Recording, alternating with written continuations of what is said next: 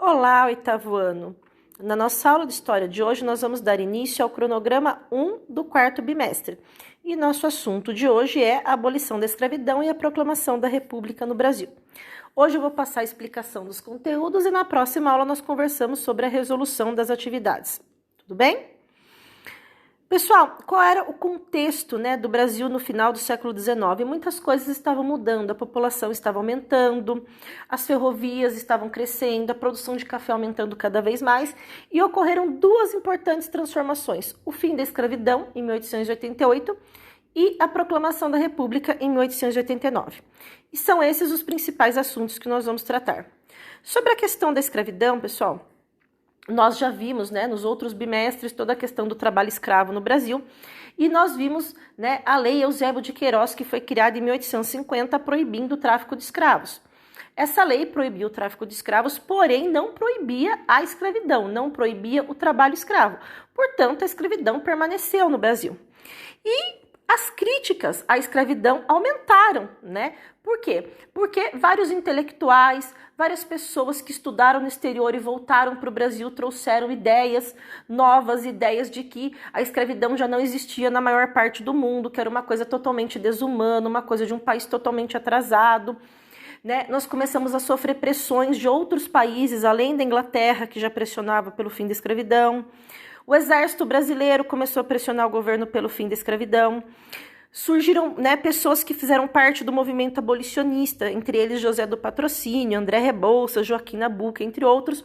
Então a pressão, o movimento abolicionista, a pressão para que a escravidão acabasse, aumentava cada dia mais no Brasil. Muitos proprietários de escravos foram libertando aos poucos os seus escravos, porque estavam percebendo a necessidade disso ser feito. Mas as leis para que a escravidão acabasse, elas foram ocorrendo de uma forma bastante lenta, tá? Então, nós vamos ver aqui, uma lei que foi criada em 1871, que foi a Lei do Ventre Livre. Essa lei, pessoal, ela libertava os filhos de escravos nascidos a partir da data da lei. Porém, pessoal, até os 8 anos de idade, a criança deveria ficar sob responsabilidade do senhor. E depois que a criança completasse 8 anos, o senhor escolheria se ele queria libertá-la ou se ele queria utilizar os trabalhos dele até os 21 anos. Então, pessoal, na prática, essa lei não libertou ninguém. Por quê? Dizia que libertava a partir da data da lei a criança. Porém, a criança permaneceria com o senhor até os 8 anos e depois ele escolheria se libertaria ou não. Então, pessoal, essa lei aqui na prática não funcionou e não libertou ninguém. A próxima lei, pessoal, chega a ser até pior do que essa. É uma lei de 1885, o nome oficial da lei é Lei Saraiva-Cotegipe, mas ela ficou conhecida como Lei dos Sexagenários. Essa lei libertava os escravos com mais de 60 anos. Tá, mas por que isso é ruim? Isso é ruim por vários motivos. Primeiro que, nessa época, no Brasil, no final do século XIX, a expectativa de vida era muito mais baixa do que hoje. Então, uma pessoa, naquela época, com 60 anos, era uma pessoa já bastante idosa. Além disso, um escravo tinha uma qualidade de vida muito ruim. Ele trabalhava muito, ele era mal alimentado, ele não tinha condições de saúde.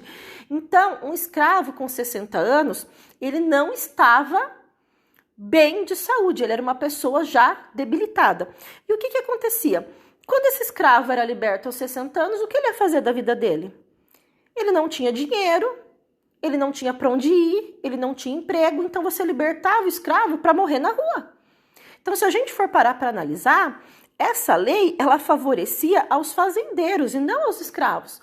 Por quê? Porque o fazendeiro se livrava de um escravo idoso que provavelmente ficaria doente, teria dificuldade em trabalhar.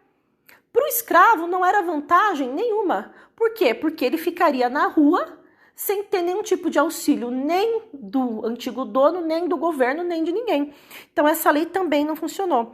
As coisas só se resolveram no Brasil, pessoal, no dia 13 de maio de 1888, aí sim, pessoal, nessa data, a princesa Isabel, que estava governando no lugar do pai dela, porque quando Dom Pedro II ficava doente ou ia viajar, quem assumia o governo no lugar dele era a filha mais velha, que era a princesa Isabel. Então, por isso que a princesa Isabel assinou a lei, porque neste momento ela estava governando por um período de tempo aí no lugar, substituindo o pai. Então, ela assinou a Lei Áurea no dia 13 de maio de 1888. Aí sim, pessoal, essa lei foi a lei definitiva que aboliu a escravidão no Brasil. A partir desse dia, a partir dessa lei, não poderia mais haver trabalho escravo no Brasil. Agora, essa lei trouxe sérias consequências, né, para o Dom Pedro, para a família dele, para a filha dele, trouxe consequências para os escravos, que agora passaram a ser escravos, e trouxe consequências para os donos de escravos. Então, vamos analisar a situação de cada um? Vamos pensar nos cafeicultores, né, que eram os grandes fazendeiros, os maiores donos de escravos. Eles perderam uma fortuna. Por quê? Porque quando eles compraram os escravos, a lei permitia que eles comprassem. Então, eles compraram, estava dentro da lei. Quando a escravidão acabou, eles tiveram que libertar todos esses escravos. E eles não receberam nada em troca por isso. Então, eles ficaram muito revoltados com o governo. O que os fazendeiros queriam? Eles queriam uma compensação, uma indenização. Eles queriam que o governo pagasse para eles um valor, né, para tentar cobrir aquilo que eles gastaram comprando os escravos, que agora eles não têm mais, por causa da lei. Só que o governo não deu nenhuma indenização, nenhuma compensação para eles. Os fazendeiros ficaram furiosos e deixaram de apoiar Dom Pedro. Então, Dom Pedro perdeu um importante apoio dos fazendeiros com o fim da escravidão. Agora, vamos pensar na situação. Então, para os cafeicultores foi uma coisa ruim. Para o governo foi uma coisa ruim, porque o governo trouxe... perdeu um importante apoio. Agora, a situação dos ex-escravos, pessoal. Num primeiro momento, eles ficaram muito felizes, foi um momento de euforia, uma sensação de justiça, de liberdade, de conquistar os direitos. Então, assim, lógico que foi uma coisa muito boa. Porém, né, com o passar do tempo, os ex-escravos ficaram numa situação muito difícil. Por quê? Porque eles não tinham estudo, porque eles não tinham dinheiro, porque eles não tinham emprego, eles não tinham para onde ir. Então, quando eles foram libertos, eles não tinham para onde ir. Então, muitos ex-escravos acabaram ficando na própria fazenda onde eles já trabalhavam, fizeram um acordo, né, com o patrão, recebendo um pequeno salário e permaneceram ali. Os outros que foram para as ruas, para as cidades, muitos foram morar nos morros, nos cortiços, porque eles ficaram sem condições de sobreviver. Então, pessoal, o que faltou foi um plano do governo. Então, o que o governo, né? O que o império deveria ter feito? Deveria ter dado uma ajuda a esses ex-escravos, deveria ter integrado esses ex-escravos à sociedade, ajudando que eles conseguissem moradia, que eles conseguissem emprego, que eles conseguissem estudo, porque eles ganharam a liberdade, porém, eles não ganharam nenhuma condição de continuar a vida depois disso. Então, muitos ficaram na rua, eles tiveram que se virar, né? E então, assim, foi muito difícil para eles. Além do que, eles tinham que lidar com o preconceito. Não é porque a escravidão acabou que o preconceito acabou também. Então, as pessoas ainda tinham muito preconceito porque eram ex-escravo.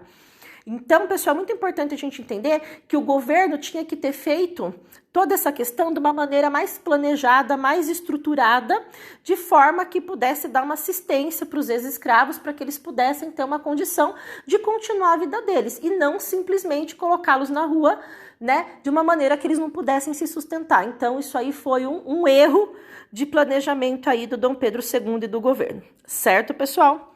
Bom, depois que a escravidão acabou, em 1888, foi uma questão assim de pouquíssimo tempo para que a monarquia acabasse também. Por quê, pessoal? Porque o Dom Pedro já havia perdido o apoio dos fazendeiros, que ficaram revoltados com o fim da escravidão e por não ter recebido uma indenização. Além disso, Dom Pedro já tinha perdido o apoio do exército desde a Guerra do Paraguai. E o Dom Pedro perdeu um terceiro apoio importante, que ele se envolveu num conflito com a igreja. Então, perdendo esses três apoios que sustentavam o governo, a igreja, o exército e os fazendeiros, Dom Pedro ficou, né, totalmente sem apoio. E aí começaram o movimento republicano, começaram vários, né, manifestos para que fosse proclamada a República, e a República aconteceu, então, no dia 15 de novembro de 1889. O que eu quero que vocês entendam é o seguinte, que a proclamação da República não foi um evento do qual a população participou, a população sabia, foi uma coisa muito discreta, tá? O exército, né, planejou isso, o Marechal Deodoro da Fonseca organizou um batalhão, tá? E ele foi né, até a residência de Dom Pedro II, no dia 15 de novembro de 1889, e comunicou ao Dom Pedro que ele estava proclamando a República e que Dom Pedro II e a família dele tinham que se retirar do Brasil imediatamente, senão eles seriam presos.